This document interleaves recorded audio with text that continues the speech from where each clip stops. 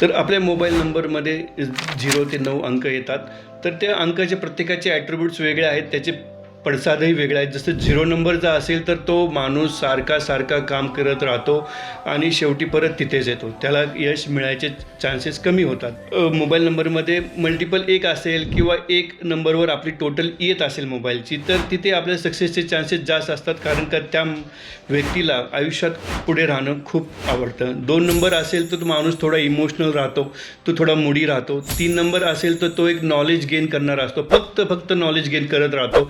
4 number असेल तर तो कुठे ना कुठे काही ना काही प्रॉब्लेम्समध्ये अडकलेला असतो. 5 नंबर असेल तर तो कुठेतरी एक स्टॅबिलिटी असतो, एक बिझनेसमॅन असतो. 6 नंबर एक लक्झरीचा नंबर आहे. 6 नंबरवाले हे मटेरियलिस्टिक राहतात, खूप चांगले ब्रँडेड कपडे, गाड्या. त्यानंतर 7 नंबर आहे. 7 नंबर हा कुठेतरी आपल्याला त्रासदायक आहे. पडणे, धडणे, ॲक्सिडेंट छोटे मोठे होणे, एखादे बारीक सारीक ऑपरेशन्स होणे हे चालू होतात. त्यानंतर नंबर येतो 8. 8 हा आपला शनीचा नंबर आहे. शनीचा असा नंबर आहे की शनी पहिला म्हणतो कष्ट करा आणि थोडं फळ घ्या, असा तो नंबर आहे. आणि शेवटचा नंबर आहे 9, तो आहे मंगळचा नंबर आहे. ती आहे एक प्रकारची आग.